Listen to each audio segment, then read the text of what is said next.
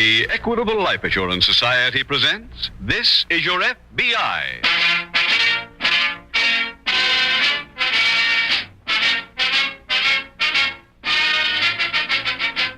This is Your FBI, the official broadcast from the files of the Federal Bureau of Investigation. Presented transcribed as a public service by the Equitable Life Assurance Society of the United States and the Equitable Society's representative in your community.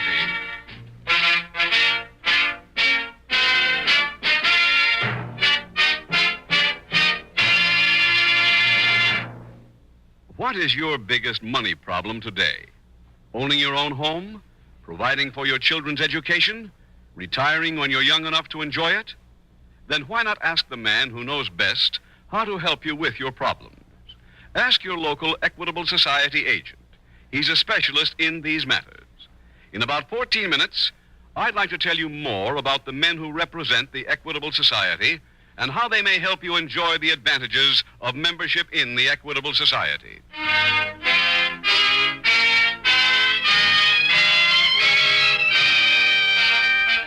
Tonight, the subject of our FBI file, armed robbery. Its title, Hot Ice.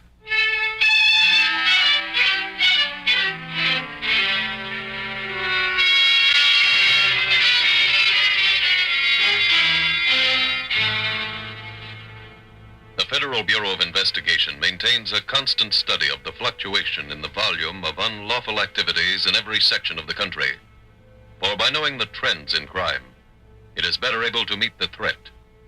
Constantly throughout the year, crime reports and fingerprint arrest records forwarded by the local police are reviewed by your FBI, and a summary of the facts printed semi-annually in a booklet called the FBI Uniform Crime Reports. The last issue of that report reveals, among other facts, that the number of women arrested in the United States is rising at a tremendous rate. Nor are all their crimes petty infractions. Last year, for example, 3 women every day were arrested for criminal homicide. The figures on other crimes committed by female lawbreakers showed that women were beginning to constitute a major factor in the field of crime.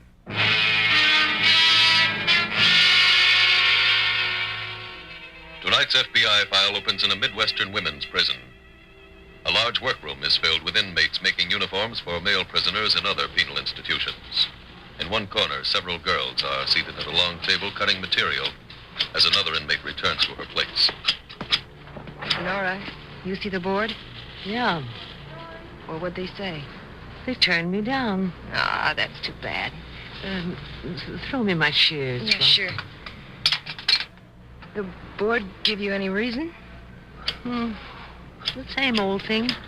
4th offenders don't get a break. No, well, you'll be out in 10 days anyway. That's not soon enough.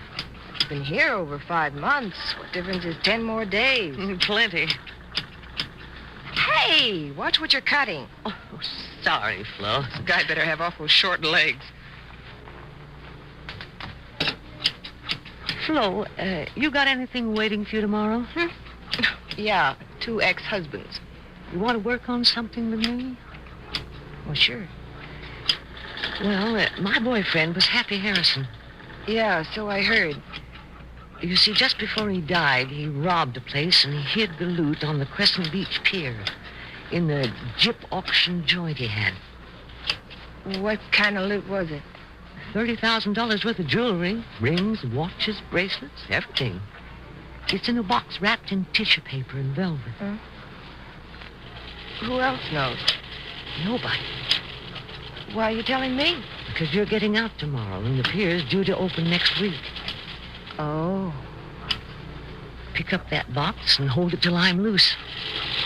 Then what? I'll split it with you. How do I get it?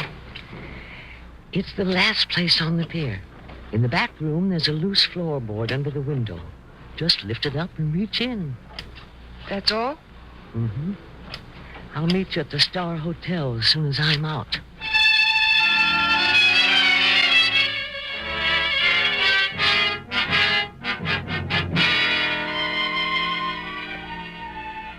Meanwhile, on the long, gaily decorated Crescent Beach Pier, men are working on the various amusement stands, getting ready for next next week's big opening. At one of the stands, a middle-aged man is tinkering with some wires under the counter when he hears someone call him. Hey, Vinegar, Yeah? company. What? Well, look at here. Well, Herbie. You old go-to. Look at you, you old windbag. How are you, Vinegar? Broke as a kid's toy. Don't shake, son. We're even. Say, Herb, what are you doing here? I ran into Smitty, and he said you'd hooked up with his rag bag. Well, sir. Now, look at you. It's great to see you. It's been a long time. Yes, sir. See, that was the Chicago Fair. 33. That's the best shell game I ever ran. Hey, you remember the sucker who lost 300 and then yelled copper? What a night. Oh, what a night is right. That sure was. Say, you know, you never gave me my half of that 300. Yes? Didn't I? No. Well, I must have forgot it. You need a hand here? Okay, Herbie. But Herb, no swing. Vinegar, would I steal from you? Yes. Come on, walk around here and I'll let you in. Yeah. There. The guy who put this latch on certainly hated his job. Yeah, there she is. Hey, it's a nice wheel you got. Yeah, it's a dandy. It swings easier than the old ones. Yeah. Where's the control? Well, now, that's what I'm working on now. Come on, bend down here. Wires? Yeah, I like 'em much better than the old foot control. Yeah, they're not as sure. Herb, when I get finished, I promise you, no mark will win anything bigger than a clay pipe or one of them wallets made out of genuine paper.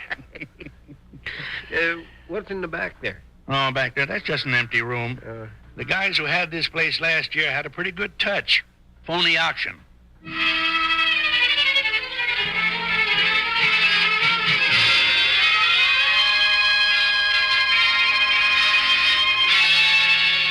That afternoon, at the local FBI field office, Special Agent Jim Taylor reports to Agent in Charge Cordell.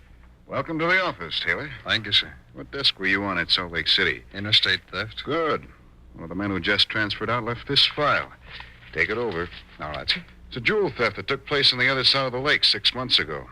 Thief came back across the state line by boat and was seen by a policeman coming off the Crescent Beach amusement pier. Do we know who the thief was? Yeah. The victim made a positive identification. There's a man named Harrison. The policeman stopped Harrison, searched him, found a gun, and arrested him. On the way to the station, Harrison made a break. The policeman fired, but he kept going. He get away? And for a few hours. He was arrested at his girl's house and died the next day at City Hospital. The officer find the stolen jewelry? No, and it's never turned up. Finding it will be one of your jobs. All right, sir. Oh, how about that girl that you mentioned? Her name's Nora Ridley. She got 6 months for harboring Harrison, and she's due to be released next week. Here's a file on her. Aside from their relationship, did anything point to her knowing where the loot was hidden? No, but if Harrison told anybody, it must have been her. All right, sir. I'll put her under surveillance when she's released. Well,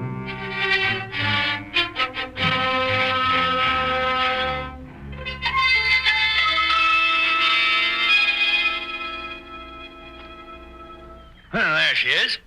All right, Herbie. Go ahead now, spin it. Spinning. Okay, boy. Now just throw a number at me.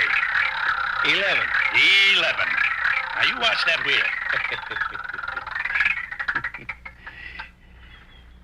36. Huh? Well, that can't be. It had to stop at 11. I told you foot control was better. I got enough wires hooked up now to get Honolulu short wave. Vinegar, it just don't work. Now, you wait a minute. You wait till I get under this counter. Then you spin her again. Thought you said the pier don't open till Friday. Well, it don't. Here comes a player. Huh? Where? The girlie. Whoa. Well. Can I help you, lady? Well, I've... Go ahead, lady. Try your luck. Win a coffee pot, a blanket, that beautiful clock, anything on the counter. We're not really open yet, but if you're this anxious... I must have the wrong place. That's how? What are you looking for? The last place on the pier. Well, if there's anybody further, he's working in a submarine. But I thought this was where they had auctions. Oh, dear. That was last year. What did you want to buy, lady? We'll get you anything you want, anything from a harmonica to an elephant. Well, I'm really looking for a job. Oh, well, you're right. You did come to the wrong place. I need one real bad. I'm broke, hungry, no, lady, please. If you want to match troubles, I'll spot you 5 and let you go first. Vinegar, What? a pretty girl spinning the wheel might help. Oh, wait a minute. What's the matter with you? We ain't taken in a buck yet, and you're adding to the act. The answer is no, lady. N-O-E, no. Okay. Vinegar, you should have hired her. Oh, why don't you stop? Never mind that. Let's get these wires fixed, or we'll wind up with an honest wheel.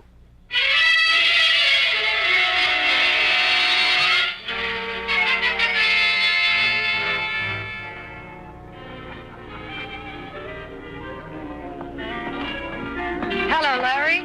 Oh, hey, stand back. Let's get a look at you. Hey, you look great. Come on, sit down. Thanks.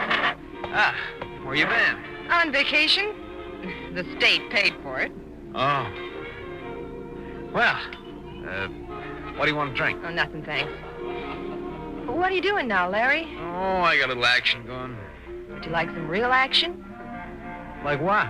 Like the loot from a big robbery? Which one? Happy Harrison's last job. Where would you get that? I was in with his girl. Nora Ridley? Yeah, you know her? Well, before she started to go with Happy. Well, she told me where the loot is. Where? On the Crescent Beach Pier, under the floor of one of the stands. Well, why don't you glom it? Well, I tried to, but I can't. There's $30,000 worth of stuff. How much is your end? Half. Help me, and I'll split my share with you. Don't sound right. Well, what don't? The whole deal. Why should Nora give you half? Who else was she going to ask to pick up this stuff? The warden? Now, look, Larry. If breaking into places was my line, I wouldn't be here. Okay. I'll go out there with you. When? What's wrong with tonight?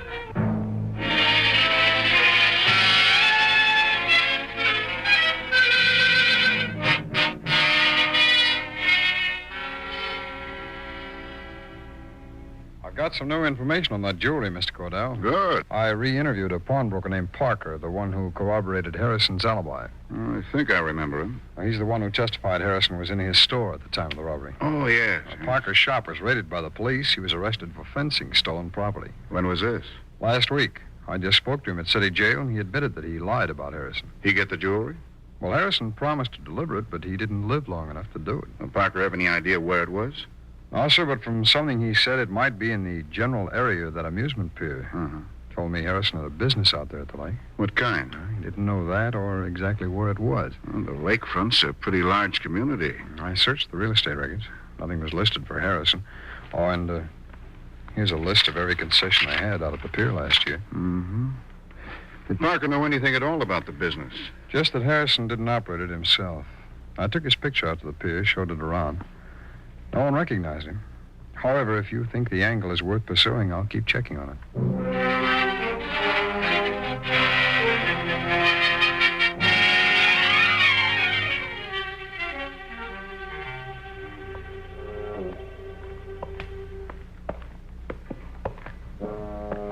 I think it's the next stand.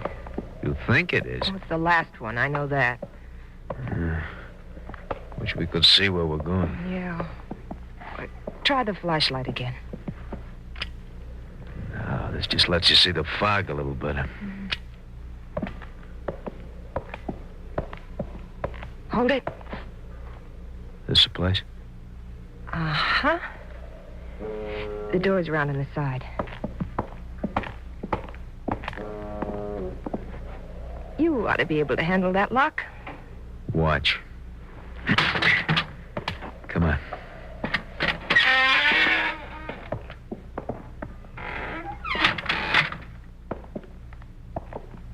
Never mind the switch. The flash will work in here. There's a loose board in this corner. Here, hold a light. Okay.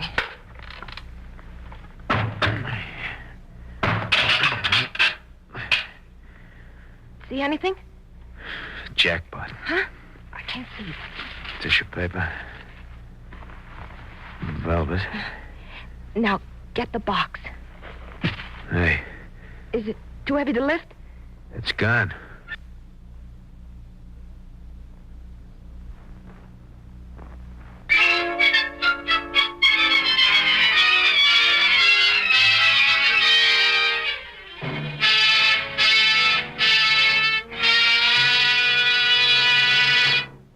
We will return in just a moment to tonight's exciting case from the official files of your FBI. But right now, I'd like to have you hear from Mrs. Marie Twining. Mrs. Twining has been a member of the Equitable Society for a number of years. Could you tell us, Mrs. Twining, what made you and your husband decide to join the Equitable? It was this program that started it, Mr. Keating. My husband and I were worried about the future, and we heard about a life insurance plan that sounded like the answer. So we telephoned our local Equitable Society agent, and he dropped around to see us.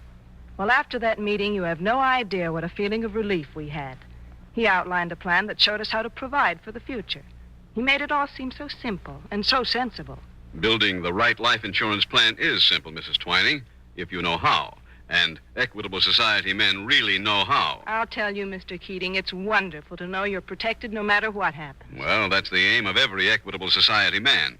You see, Equitable men are helpful, friendly men who have made a study of life insurance and its great value in building financial protection for the American family. They want you to be protected, and they know the best dollar and cents way to protect you. And backing up every Equitable man is a trained staff of experts in the Equitable Society's home office, actuaries, technicians, and economists. Remember this: careful planning will reduce your money worries. One of the surest ways to plan carefully is to consult your local Equitable Society representative. He'll be glad to visit you and discuss your problems thoroughly, any time it's convenient to you and without obligation. Simply consult your local telephone directory for the name of your local Equitable representative, or write the Equitable Society. That's EQUITABLE. The Equitable Life Assurance Society of the United States.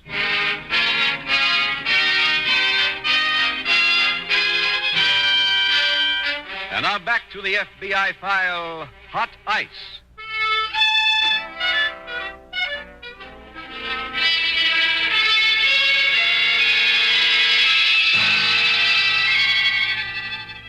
A recent report on crime mentioned the common public misconception that jewel thieves are well-dressed, intelligent, high-living criminals who make fortunes in a few minutes.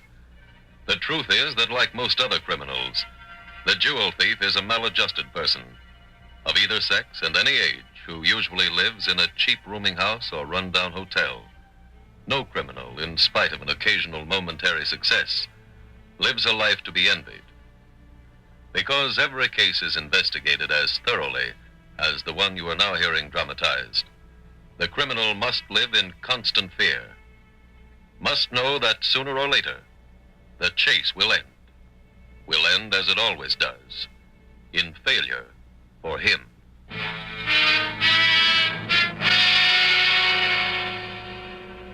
Tonight's FBI file continues a few days later at the stand on the amusement pier. Oh, yeah. Herb, I did it. Did what? I fixed them wires. Now, son, if we want to, we can make that old wheel whistle Dixie. In what key? They don't believe it, huh? All right. Go ahead, spin it. Spin it. There she goes. Now, son, hit me with a number. All right. 21. Good old 21. And there you are, 21. Vinegar, what about that brake? Did you notice that? Yes. Now, the suckers won't hear it. Not if you use half the place for a shooting gallery. Well, if it gets too tough, we'll let them win. Let 'em win. Vinegar, I'd rather hear you knock your mother. Oh, say, Herbie, wait a minute. Look here. I got some costume jewelry under the counter. Yeah, look at that stuff. We can use these things for prizes. That's too junky looking. Who conned you into buying this slum? Nobody. The guys who ran this auction joint last year must have left it behind. I found it in the back room the other day. There's the tip-off. If it was worth putting back into popcorn boxes, they wouldn't have left it. No, maybe it'll be okay if we polish it up. As long as we got the stuff, might as well use it.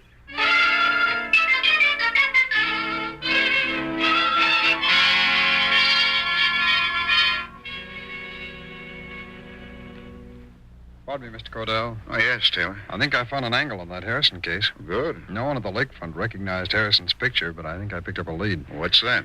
An address of Harrison's, 31 Motor Avenue. It turned out to be a warehouse. You been there yet? Yes, sir. It was empty. Well, who's using it now? No one. It's exactly the way it was when Harrison left just before that robbery. Oh, but that was 6 months ago. Well, he had a year's rent paid in advance. Well, what's this angle you found? I ran across some shipping receipts in the place, so I checked the records down at the express company. Harrison used the place to store stolen goods? Well, that I don't know. The express record showed 3 shipments about this time last year from the Jordan Company in Rivertown. What business are they in? Well, the receipts didn't show what the shipments contained, but I've wired the company. Good. Oh, Mr. Cordell, Harrison's ex-girl is due to be released tomorrow. Well, never mind the surveillance on her. I'll put another agent on that. You stay with this.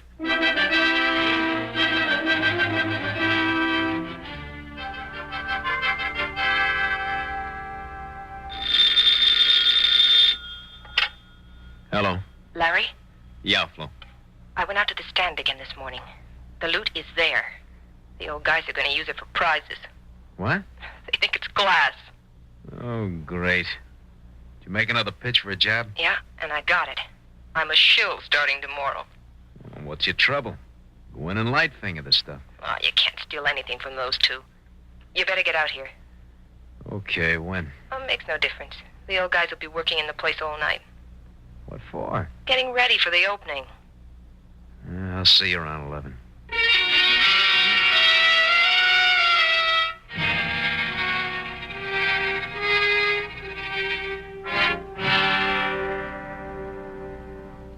Cordell, I just got a wire from the Jordan Company. What did Harrison buy? Cheap wristwatches by the dozen. Oh? 6 gross altogether.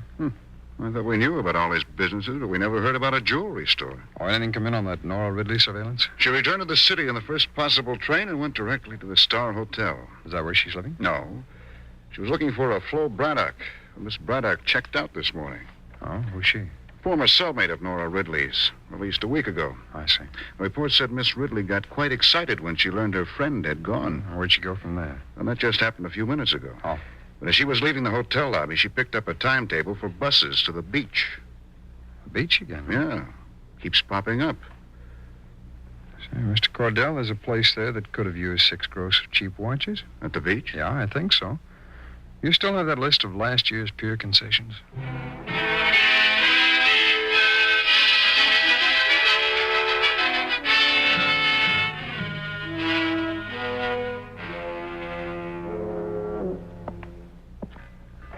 Brother, what a fog. Even the birds are walking. Hey, where's our coffee? No coffee. Never even got to the Java joint. I've been all this time groping my way back here. Well, if it's this way tomorrow night, we'll wind up playing the wheel ourselves. Flo, Yeah? you better stop polishing that junk and go home. I gotta wait round for my boyfriend. This looks worse than it was in Frisco. Yes, brother, and it is. I thought you two haven't seen each other in 20 years. Frisco was 1920. That's right. 1920. That's when we met. Yeah, such a foggy night, we picked each other's pockets. I knew he was a fellow professional when I reached in and found 3 wallets. That's when we teamed up. Yeah. You work together? Yeah, for 10 years. Well, how come you split up? Oh, yeah. Well, that happened in Frisco, too. Also in the fog.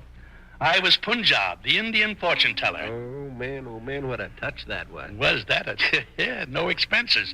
I used a towel from the hotel for a turban, and my crystal ball was a goldfish bowl turned upside down. Can you make much telling fortunes? You can the way we did it. Vinegar used to wait till he got a mark who looked soft. Then he'd sell them a paper bag and tell them they could double all their money if they went home, loaded the bag, and buried it. When they left the tent, I was supposed to follow them and dig it up. The first night we're open, Vinegar got a mark who was perfect. Rich, old, and stupid. Oh. I can remember him now. When Vinegar told him he could double his money, he said, even if I put $2,000 in the bag. So I gave him 2 extra bags. Well, I started following him home in this fog. He walked down towards the waterfront. I didn't want him to get suspicious, so I stayed about a half block behind and followed his footsteps. The next thing I know, I'm swimming. What? This guy caught a ferry. And Herb didn't. What? Oh. Hi, Larry. Oh, hello there, son. This your boyfriend? Yeah, Flo, get the stuff. it's all here in the box. I just finished polishing it. It's pretty good. Close it and let's go. Whoa, whoa, whoa, Nellie. Whoa, boy. Those are prizes. If you want them, you gotta win them. No, I don't. Pal, your gun is showing. Yeah, don't clown. It's real. Hey, Flo, you didn't tell us that your boyfriend was in the artillery. I forgot. Come on. We got a train to catch. Well, where? Don't struggle. I got the gun. Nora, Hello, Flo. Thanks, lady, but you didn't have to take a chance like that for us. Not to save that junk. Hand it over. You want it too? that junk is only worth about $30,000. What? What? You mean it's the McCoy? Yeah. Vinegar, you were right. They would have made good prizes. Okay, let's have the box. Sure. Is it all here? Yeah, and Nora, I didn't want to do this. He made me. She's a liar. Nora, you know I wouldn't double-cross you. Don't feel so bad about it. I wasn't going to cut you in anyway. What? Well, thanks for polishing the stuff. I'll see you around. Hold it right there. Oh. Well, I hope it's this crowded tomorrow. I'll take the gun and that jewelry. Cops. That's right. We're special agents of the FBI. You three are under arrest.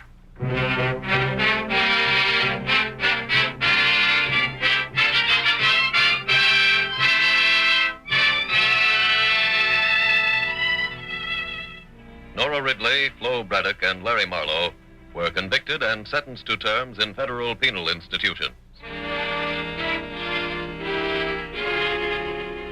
Approaching the stand at the amusement pier, Agent Taylor spotted the special agent keeping a surveillance on Nora Ridley. They followed her through the dense fog to the stand, with results you have just heard. Agent Taylor went to that part of the pier after checking the list of concessions and learning one had been an auction house the previous year. An auction house specializing in cheap watches, rings, and costume jewelry.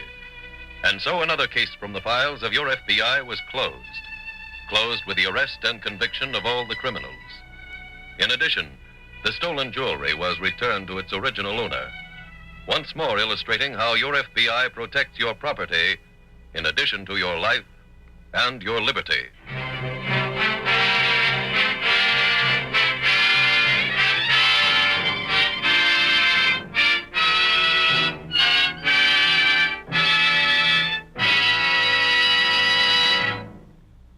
Do you believe you'd be happier if you made more money?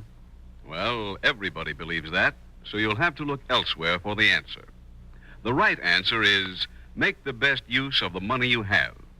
Now, there is one man who can help you do just that. He is your local Equitable Society agent. Without any obligation to you, he is ready to help you plan for future security and peace of mind. Simply consult your local telephone directory for the name of your local representative of the Equitable Life Assurance Society of the United States.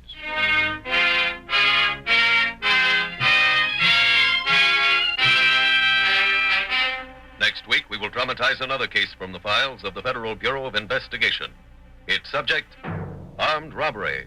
Its title, The Larceny Express. The incidents used in tonight's Equitable Life Assurance Society's broadcast are adapted from the files of the Federal Bureau of Investigation. However, all names used are fictitious, and any similarity thereof to the names of places or persons, living or dead, is accidental. Tonight, the music was composed and conducted by Frederick Steiner. The author was Jerry D. Lewis. Your narrator was William Woodson, and Special Agent Taylor was played by Stacey Harris. Others in the cast were Parley Bear, Anthony Barrett, Betty Blythe, Walter Catlett, Marlene Lightbody, and John Stephenson. This Is Your FBI is a Jerry Devine production. This is Larry Keating speaking for the Equitable Life Assurance Society of the United States and the Equitable Society's representative in your community, and inviting you to tune in again next week at this same time when the Equitable Life Assurance Society will bring you another thrilling transcribed story from the files of the Federal Bureau of Investigation. The Larceny Express on This Is Your FBI. Stay tuned for the adventures of Ozzie and Harriet. There's fun for the whole family when Ozzie and Harriet come your way next. This program came to you from Hollywood. This is ABC Radio Network.